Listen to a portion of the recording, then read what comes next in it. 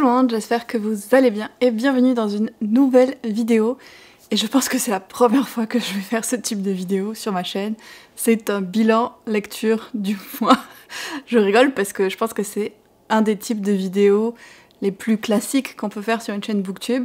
Et moi j'ai vraiment pas l'habitude d'en faire parce que vu que je fais plein de vlogs, souvent je vous parle de 90% presque de mes lectures en vlog. Donc je me dis je vais pas en reparler dans une autre vidéo, ça fait un peu trop répétition. Mais là, au mois de janvier, j'ai fait un peu une pause de vlog parce que j'avais d'autres contenus que je voulais vous partager. Puis je pense que ça m'a fait du bien aussi de faire une petite pause après les vlogmas. Et donc, j'ai plein de livres à vous présenter dont je ne vous ai pas parlé. Il n'y en a qu'un seul que j'ai vlogué, donc je passerai rapidement dessus.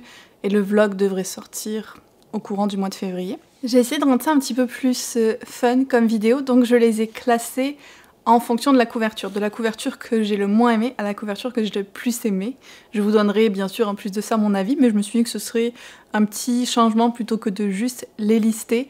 Si jamais vous avez des idées comme ça un peu fun, que ce soit du personnage que j'ai le plus aimé à celui que j'ai détesté, ou le titre le plus long, le titre le plus court, vraiment ça peut être n'importe quoi. Pour de futures vidéos bilan, si je dois en refaire, n'hésitez pas à me les mettre en commentaire. Maintenant, combien de livres est-ce que j'ai lu pendant le mois de janvier? Eh bien j'en ai lu 15, ce qui est vraiment pas mal, mais au début du mois j'ai aussi beaucoup lu quand j'étais en vacances chez mon père, donc ça a bien aidé. Sur les 15 livres, il y a 2 romans graphiques, et je me suis amusée aussi à regarder le format, je vais pas vous faire des stats ou quoi, là c'était juste par curiosité. Il y avait 2 livres audio, un e-book et le reste, donc 12 livres papier qui sont là, que je vais pas vous présenter. Il y en a juste 2 que j'ai plus là parce que je les ai laissés en France. Donc on va pouvoir commencer avec celui où la couverture est peut-être la moins sympa, même si je la trouve très drôle, mais quand même comparée aux autres. Il s'agit de Come As You Are. Là, il y a un petit jeu d'images avec la couverture qui est fort intéressant, mais c'est peut-être pas objectivement la plus belle couverture, même si elle est rigolote.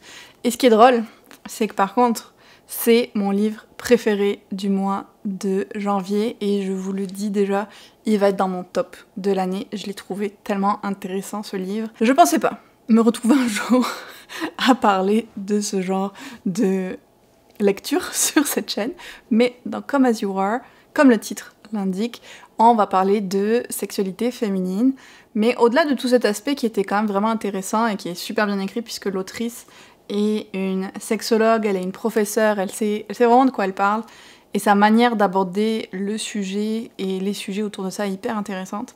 Mais au-delà de cet aspect sexualité-là, ce que j'ai trouvé hyper intéressant dans ce livre, c'est la façon dont l'autrice parle de comment la société nous a influencés en tant que femmes, comment ça a structuré nos pensées, surtout au niveau de notre discours intérieur, de l'image de soi, de la confiance en soi qu'on a.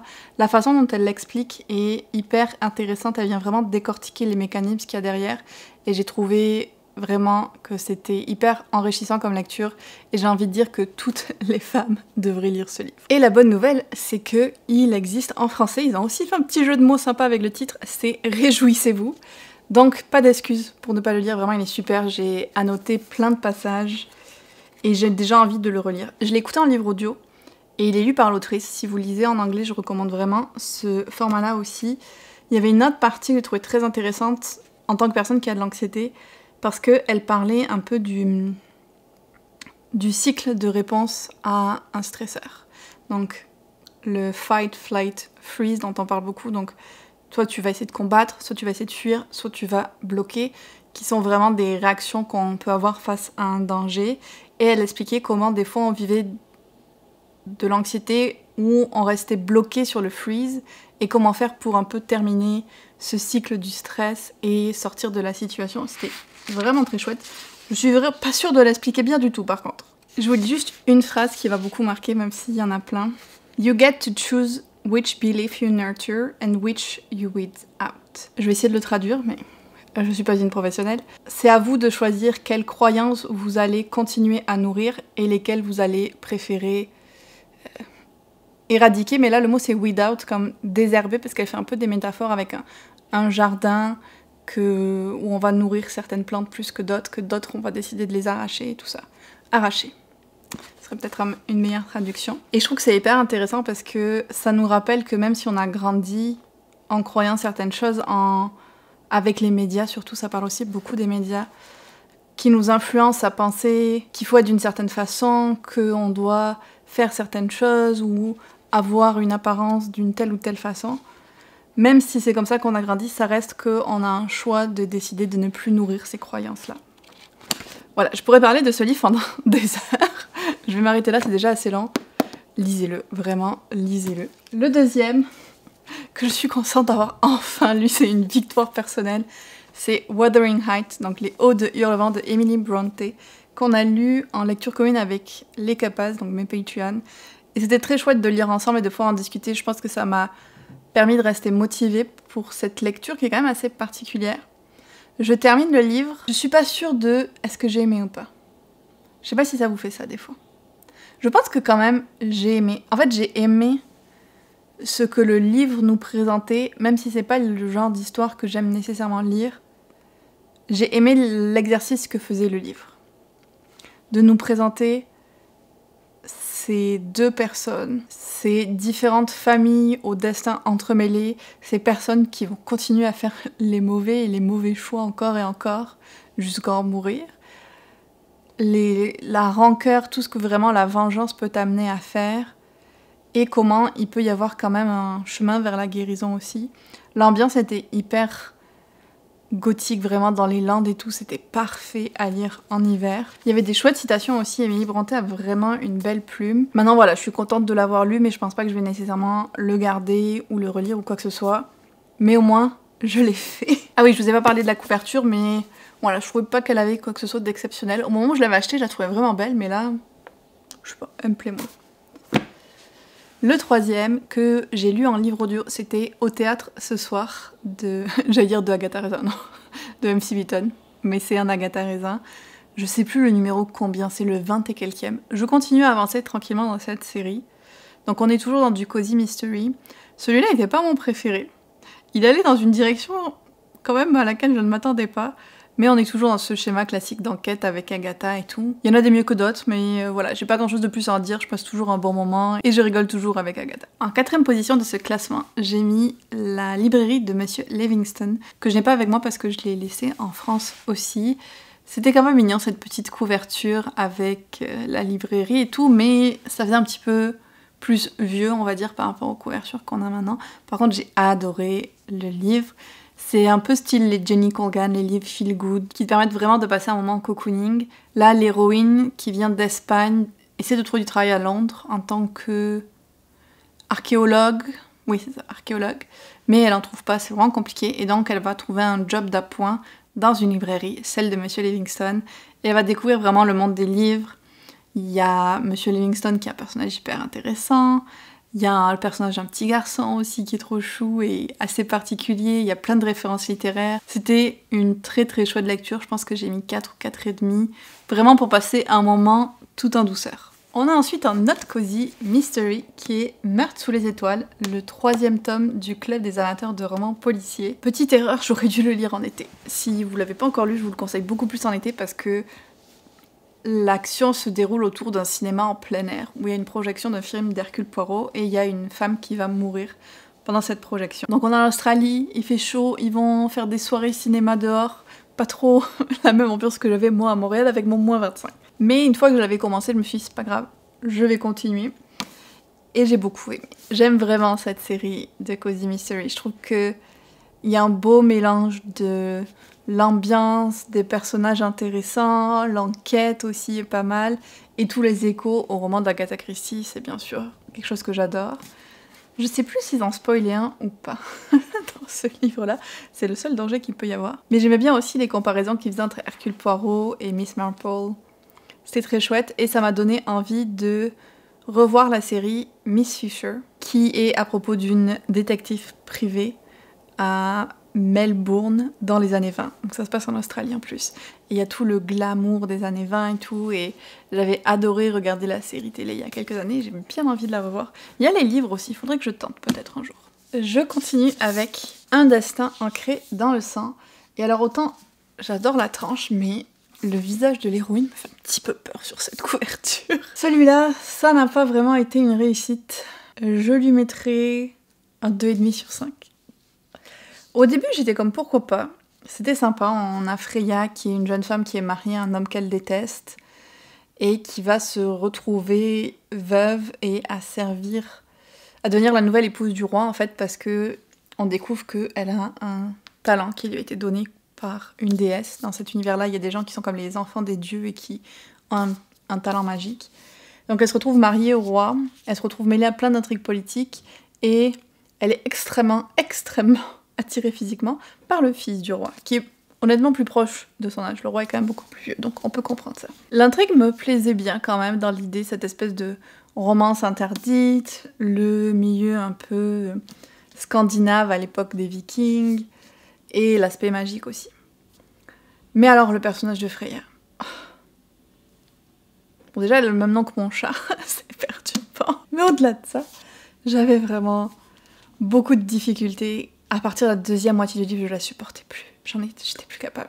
Je crois qu'elle avait vraiment des réactions hyper immatures, alors qu'elle est quand même censée être un peu plus âgée, quoi. C'est pas du young adulte, les personnages ont plus de 20 ans et tout. Mais elle était complètement immature, ses réactions avaient aucun sens.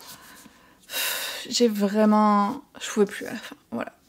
Donc malheureusement, vous le comprendrez, ce livre ne va pas rester dans mes étagères. Il y a aussi un autre livre que j'ai lu en papier mais que j'ai laissé en France parce qu'il pesait une tonne. C'est Le sort qui nous lie de Geneviève Gorniczek, qui a une couverture hyper intéressante, je trouvais, avec tout le style aussi, encore une fois, un peu norvégien. Et quand je compare, en plus, parce que je l'ai lu avant de lire celui-là, et je peux vous dire que la façon dont l'époque historique est racontée, parce que ça se passe à peu près plus ou moins à la même époque, est tellement mieux faite dans Le sort qui nous lie. Tu vois vraiment que l'autrice a bien fait sa recherche, a essayé de retransmettre plusieurs éléments pour le rendre encore plus réaliste. Et j'ai adoré cette réécriture autour de la mère des dieux. Alors ne me demandez pas son prénom parce que j'ai oublié le prénom de tous les personnages du livre, mais c'est une jeune femme qui est une apprentie sorcière et qui va se retrouver à passer un pacte un petit peu avec le futur roi de la Norvège, Eric. Lui, je me souviens de son nom, mais bien sûr, il y en a d'autres qui sont pas d'accord avec le fait qu'il y ait qu'un seul roi en Norvège. Donc il y a plein de petites guéguerres entre différentes factions. Elle, en même temps, elle essaye d'aider sa meilleure amie qui est guérisseuse à retrouver sa sœur qui a été enlevée et faite esclave. Et il y a une prophétie sur ces 3 filles qui disait que leur destin était entremêlé, le sort qui nous lie, et que l'une d'entre elles allait amener quelque chose comme genre la destruction et la mort. Donc on voit vraiment leur évolution, on suit 2 points de vue principalement, et on voit comment elles évoluent chacune de leur côté, qu'est-ce qu'elles vont décider de prioriser. Je trouvais que l'aspect plus magique était aussi hyper intéressant, et vraiment il y avait plein de détails que j'ai beaucoup apprécié, par exemple le fait que on parle des règles, de comment ça se passait pour les personnes qui en avaient à l'époque. On parle d'une personne qui est trans aussi, la manière dont ça pouvait être vu à l'époque. Enfin, je trouvais que c'était des sujets modernes, entre guillemets, mais qui étaient vraiment super bien intégrés à l'histoire et à cette époque-là, et à comment ça aurait pu se passer à cette époque-là. Donc vraiment, très fan de ce livre, et j'aimais aussi beaucoup le style de la couverture. Le prochain, je l'ai lu en e-book, c'est mon e-book du mois en fait. Il s'agit des Enclaves dorées de Naomi Novik, qui était le dernier tome de sa trilogie Scholomance, et j'ai adoré. Cette série, c'est du 4,5, 5 sur 5 pour moi. J'étais vraiment tellement fan quand je les lisais. Toutes les façons dont l'autrice nous présente cet univers magique vraiment particulier, son héroïne Galadriel qui est aussi vraiment particulière, c'était brillant, voilà. Puis c'était super bien écrit aussi, j'ai tout adoré. Ça commence avec l'héroïne qui est en 2e année dans une école de magie, où en fait t'es censée être protégée des monstres du monde extérieur, mais l'école a un petit peu des fuites. Donc il y a quand même des monstres dans l'école, même si t'as moins de chances de mourir que dans le monde extérieur, du coup t'as quand même des chances de mourir. Donc en même temps que t'essayes d'apprendre tes cours, tu dois combattre des monstres. Et Galadriel a certaines particularités qui font qu'elle est un peu isolée des autres, notamment sa personnalité, on va pas se mentir. Mais au fil du livre, on va voir un petit peu les choses évoluer. Puis après, il y a le tome 2 qui est sur leur dernière année, et puis le tome 3 après. C'était vraiment... J'ai adoré. Plus le livre avançait, plus on comprenait comment le système de magie fonctionnait, parce qu'au début, c'était quand même assez complexe à comprendre. Et le dernier tome se finit d'une façon où moi, je le voyais vraiment, en tout cas, comme une critique profonde du capitalisme, qui était faite d'une façon très intéressante. Et vraiment... Je sais pas, ça parlait beaucoup, je trouvais que c'était vraiment vraiment bon. Et ça aussi, ça a été nos lectures communes avec les Capas pendant 3 mois. Et c'était génial, on s'est régalé. Pour la majorité d'entre nous, bien sûr, il n'y a aucun livre qui fait l'unanimité parfaite, mais une grande partie d'entre nous a adoré. Vous l'avez vu, je pense d'ailleurs dans ma vidéo où j'essaie de deviner les top lectures, il y en a plusieurs qui avaient des tomes de Scholomance dans leur top de l'année. Donc ça aussi, ça faisait trop plaisir. Et moi, j'étais particulièrement contente parce que ça me faisait une série de plus de terminer. J'enchaîne avec ma dernière lecture du mois, Heavenly Tyrant. C'est le doré, j'adore. Je trouve aussi que c'est très stylé la manière dont on est. Puis une fois qu'on a lu le livre, on peut voir plein d'éléments aussi, genre par exemple que j'avais pas remarqué avant, comme le fil qu'elle a au poignet. Et ce livre-là, je l'ai tellement attendu depuis des années et des années. Pas 2000 ans non plus là, mais quand même longtemps, il a été repoussé plusieurs fois. C'est la suite de Iron Widow de Xiran Jay Zhao, qui est un mélange de Transformer, Pacific Rim et histoire de la Chine. Donc on est dans de la science-fiction, mais avec des éléments de magie. C'est super bien. L'héroïne est hyper badass. T'as des vrais triangles amoureux où il y a 3 personnes impliquées dans la relation. Il y a vraiment beaucoup de choses. Beaucoup de critiques sociétales aussi. C'était vraiment très bien. Le premier tome a été un gros coup de cœur. Et là, le deuxième, ça m'a un petit peu déçu. Alors, j'ai quand même mis un 4 sur 5. C'était quand même une bonne lecture, mais toute la première partie, on était vraiment concentré sur une transformation communiste, un petit peu, de la société. Et il y avait certains passages qui étaient comme des critiques d'événements qui se sont passés dans le monde pour de vrai, que ce soit des révolutions étudiantes ou des choses comme ça. Et je trouvais que c'était un petit peu trop on the noise des fois, donc ça me fatiguait un petit peu. Mais la deuxième partie se rattrape et j'ai trouvé qu'il y avait plein de choses intéressantes qui se passaient, que le personnage de... Vous voyez, j'avais même pas vu qu'en fait derrière le dessin continue. Elle est vraiment très cool cette couverture. Je le découvre là. Oh là là. Le personnage de Wu Zetian, qui est le personnage principal, j'ai trouvé que elle était quand même plus badass dans le premier tome. Là, elle se retrouve un peu plus coincée, mais en même temps, ça fait du sens. Et il y a quand même une belle évolution d'ici la fin. Et la toute fin, il se passait des trucs vraiment très cool. Il y a plein de fois où tu te dis qu'est-ce qu'elle va choisir de faire. Et ce que j'ai aimé, c'est que à travers tout ça, elle reste quand même vraiment fidèle à elle-même et à son objectif au final. Et ça, j'ai vraiment trouvé que c'était très cool. Les autres personnages aussi, les personnages secondaires, il y en avait plusieurs qui étaient quand même intéressants à suivre. Mais elle, ça reste vraiment le focus de l'histoire pour moi. Et avec ce qui se passe à la fin du livre, je suis très curieuse de voir comment le 3e tome, qui je pense sera le dernier, va se dérouler. On a ensuite The Blackbird Oracle, qui était aussi une lecture commune qu'on a fait avec les Cuppers. On en avait beaucoup en janvier. C'est une des non-officielles, qui est le 5e tome dans la série de Deborah Harkness, qui était censée être une trilogie à la base. Donc là, on reprend vraiment par contre la suite directe de la fin de la trilogie, donc avec la sorcière Diana, le vampire Matthew. Je peux pas raconter grand chose de ce livre en fait, parce que je me rends compte que je vais vous spoiler la trilogie de base. Mais c'est une histoire de sorcière, de vampire. C'est extrêmement prenant. Les systèmes de magie sont hyper bien fait, même si des fois il a fallu que je relise plusieurs fois pour comprendre. Et j'ai mis le livre à l'envers. Je l'ai remis dans la couverture à l'envers. Il va falloir que je règle ce problème-là. Et je me suis vraiment régalée, même s'il y avait certains éléments qui me frustraient aussi. Je me dis, c'est vraiment parce que l'autrice a voulu rallonger sa série, mais bon, il faut l'accepter. Elle explore complètement une autre sphère de la magie dans ce livre-là, et je pense dans la suite. Mais en même temps, j'ai aimé parce qu'on parlait beaucoup des sorcières de Salem. Ça se passe en été, celui-là aussi, lisez-le en été. Il est sorti en français, L'Oracle de l'Oiseau Noir. Gardez-le pour l'été. Donc toute cette ambiance de famille de sorcières et de sorcières de Salem et de l'histoire de ces femmes, et je pense qu'il y a eu quelques hommes aussi, qui ont été accusés de sorcellerie, qui ont été brûlés, qui ont été torturés. Hyper bien fait. et un peu qu'est-ce qui arrivait avec leurs descendants aujourd'hui. J'ai adoré, mais il faut vraiment avoir lu la trilogie de base. Et on en arrive au dernier, ma couverture préférée du mois de janvier, The Most Wonderful Crime of the Year, qui était aussi ma première lecture de janvier. J'adore le côté vintage de cette couverture. On est sur du cozy mystery de Noël, avec un côté à couteau tiré que j'adore, puisque les gens sont isolés dans un manoir, dans une tempête de neige. Ma trope préférée de murder mystery, honnêtement. Et ce que j'ai encore plus aimé, c'est qu'il y avait aussi de la romance Rivals to Lovers, pas ennemis non plus. Et puis, cerise sur le gâteau, les deux personnages sont des auteurs. Donc on avait aussi le milieu du livre qui était rattaché à l'histoire. Et j'ai passé un très très bon moment. On n'est pas passé loin du coup de cœur, c'est un 4,5. Et j'espère qu'il sera traduit peut-être pour Noël prochain en français.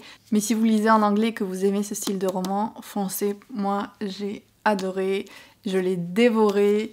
Et l'ambiance vraiment manoir anglais, avec toutes ces histoires de famille, les gens qui sont isolés par la neige, qui peuvent appeler personne, les morts qui commencent à se multiplier, et la petite romance aussi, top.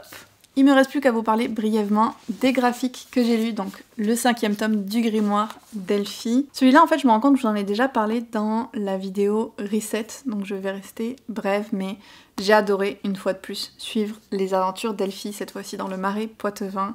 Ce mélange de magie, d'innocence un petit peu de l'enfance, mais en même temps le traitement de sujets plus importants que les auteurs arrivent à faire en un nombre très limité de pages. Je sais pas comment ils font, mais ça marche super bien. Puis bien sûr, les illustrations sont magnifiques. Voilà. Mini Ludwig, incroyable. Et le dernier, c'était le tome 13 des Carnets de l'apothicaire qui m'a un petit peu perturbée. Genre la première partie, je me souvenais pas de grand chose. La deuxième, on repart sur une enquête un petit peu plus normale. Donc là, ça allait. C'est pas mon préféré de la série, mais bien sûr que je veux continuer à suivre Mao Mao et ses enquêtes, la façon dont elle arrive à trouver un peu à la Dr House peut-être, de quoi les gens souffrent, et en même temps cette intrigue de fond un peu plus importante sur certains personnages qui l'entourent. Toujours un bon mélange, et j'étais contente de me mettre à jour dans la série aussi. Voilà pour ce bilan lecture du mois de janvier, j'espère que ça vous a plu. Dites-moi si vous aimeriez que j'en fasse plus, peut-être que je pourrais voir si je peux regrouper les livres dont je parle pas en vlog ou quoi, qu'est-ce qui serait possible de faire. Dites-moi aussi si vous aimeriez que je fasse d'autres types de classements, comme là j'ai fait les couvertures. Et si jamais vous voulez avoir accès à plus de contenu exclusif de ma part, participer aux lectures communes, avoir accès à notre Discord de discussion et nous rejoindre pour tous les challenges que je fais aux 2 mois quasiment, comme là en ce moment il y a le challenge A Cup of Self-Love. N'hésitez pas à vous joindre au Cupaz sur Patreon, le lien est dans ma barre d'infos. Et si vous êtes arrivé au bout de la vidéo, on va y aller avec un emoji sapin en l'honneur de celui qui a gagné la première place de plus belle couverture du mois. Et je vous dis à très bientôt dans une autre vidéo.